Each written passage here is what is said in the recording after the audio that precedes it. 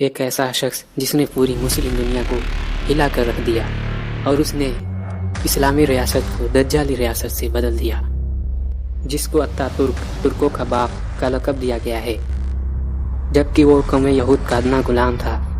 جی ہاں، وہ کوئی نہیں اور نہیں فریمیسن کا تراشا ہوا ان پارہ مصطفیٰ کمال تھا۔ مصطفیٰ کمال کا والد سالونیکا میں چنگی کا محرر تھا، بعد ازاں لکڑی کا کاروبار کرنے لگا۔ مصطفیٰ کمال ابھی کم سن ہی تھا کہ والد کا سایہ سر سے اٹھ گیا۔ والدہ بہت دیندار لیکن نہایت غریب خاتون تھی۔ اس نے مصطفیٰ کمال کو ایک دینی مدرسے میں داخل کرا دیا، لیکن مصطفیٰ کمال کو بچپن ہی سے فوجی افسر بننے کا شوق تھا، چنانچہ چند برسوں بعد وہ خود ایک ملڑی اسکول میں داخل ہو گیا۔ اسکول کی تعلیم کرنے کے بعد قسطنطنیہ، استنبول کے ملٹری اور 1904 عیسوی میں کالج سے لیفٹیننٹ بن کر نکلا۔ فوجی ملازمت کے سلسلے میں اس کو شام، فلسطین، مصر اور البانیہ وغیرہ میں گھومنے پھرنے کا موقع ملا۔ یہاں وہ برادری کے بگ ماسٹرز کی نظر میں آ گیا، چنانچہ اس کے انجمن اتحاد و ترقی کے انقلاب پسند ممبروں سے تعلقات قائم ہو گئے۔ یہ انجمن، جیسا کہ نام سے ظاہر ہے، صہیونی دماغوں نے تخلیق کی تھی۔ نوجوان اور تعلیم یافتہ ترکوں نے سلطان عبدالحمید خان ثانی سے نجات حاصل کرنے کے لیے قائم کر رکھی تھی۔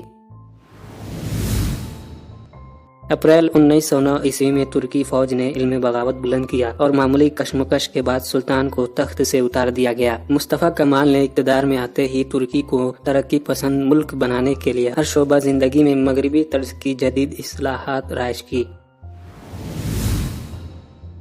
اس شخص نے 6 برسوں کے مختصر عرصے میں فری میسن دانشوروں کی مدد سے ترکی کے سماجی، قانونی، تعلیمی اور سیاسی نظام کو مکمل طور پر بدل دیا۔ اتاترک کی اصلاحات کی بنیاد اس کے درج ذیل 6 طاغوتی اصول تھے، جن میں سے ہر ایک اصطلاح پکار کر اپنے وضع کرنے والے دماغوں کی نشاندہی کر رہی ہے کہ وہ کون تھے اور کیا کرنا چاہتے تھے۔ وہ 6 پرفریب اصول یہ تھے: جمہوریت پسندی، قوم پرستی، عوامیت پسندی، لادینیت، اصلاح پرستی، مملکتی اشتراکیت۔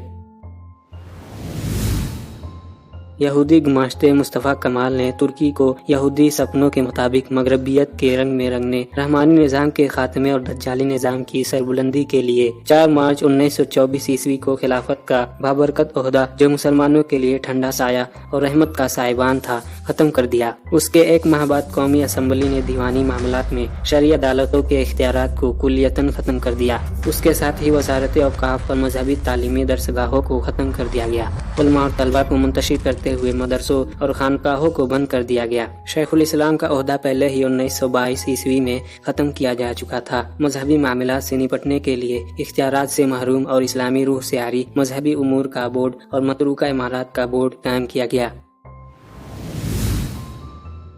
24 اپریل 1924 عیسوی کو ترکی کا نیا آئین منظور کیا گیا۔ آئین کی دفعہ 2 کے تحت ترکی کو ایک نیشنلسٹ ریپبلک، سیکولر اور سوشل ریاست قرار دیا گیا۔ در اقتدار اعلیٰ کا سرچشمہ ترک قوم کو مانا گیا۔ اس طرح اللہ تعالیٰ کی حاکمیت کے مقابلے میں اس انسان کو حاکمیت کا اختیار دیا گیا جو دوسرے انسانوں کے ہاتھوں میں کھیلتے ہوئے یہ تک نہیں سمجھتا کہ وہ کھلاڑی نہیں، کھلونا ہے۔ ترکی میں سیکولر طرز زندگی کو فروغ دینے کے لیے شرعی قانون کی جگہ یورپ کے نظام ہائے قانون کو اپنایا گیا۔ سوئٹزرلینڈ کے نمونے پر صلح ضابطہ قوانین، اطالوی نمونے پر فوجداری ضابطہ قوانین اور جرمن نمونے پر تجارتی قوانین رائج کیے گئے۔ مذہبی اصلاحات کا نام نہاد عنوان دے کر صوفیاء کرام کے حلقوں اور ان کی خانقاہوں پر پابندی لگا دی گئی۔ رومی اور ہجری کیلنڈر کی جگہ عیسوی کیلنڈر رائج کیا گیا۔ پردے اور تعداد ازدواج، 1 سے زیادہ شادیوں کو قانوناً ممنوع قرار دیا گیا۔ عورتوں کو مردوں کے مساوی حقوق دیے گئے جو محض خیالی اور فرضی تھے۔ ان پر تمام ملازمتوں کے دروازے کھول دیے گئے، صرف گھر کا دروازہ بند کر دیا گیا۔ 1934 عیسوی میں ایک آئینی ترمیم کے ذریعے عورتوں کو رائے دہی کا حق دیا گیا اور اس کے فوراً بعد بہت سی عورتیں اسمبلی کی ممبر منتخب ہوئی۔ ترک قوم پرستی کے جذبے متعدد اقدامات کیے گئے، مثلاً ترکی زبان سے عربی اور فارسی کے حروف کو خارج کر دیا گیا اور اس کے لیے عربی رسم الخط کے بجائے لاطینی رسم الخط اختیار کیا گیا۔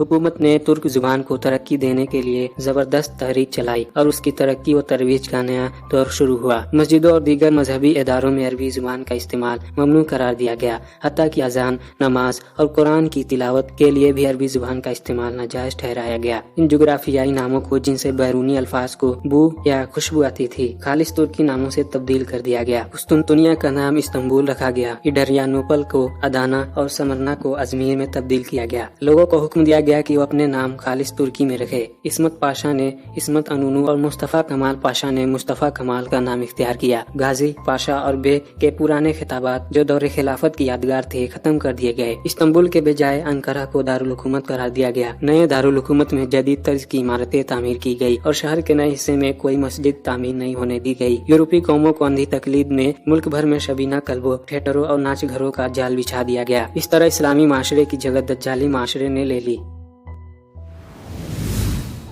जो कौम दुनिया के मजबूत तरीन नजरिए की तर्जुमान और आलम इस्लामी की नुमाइंदा थी, वो कौमियत के नाम पर ऐसी पस्ती में चली गई कि खुद उसे भी शऊर नहीं कि उससे क्या छीन कर क्या थमा दिया गया है।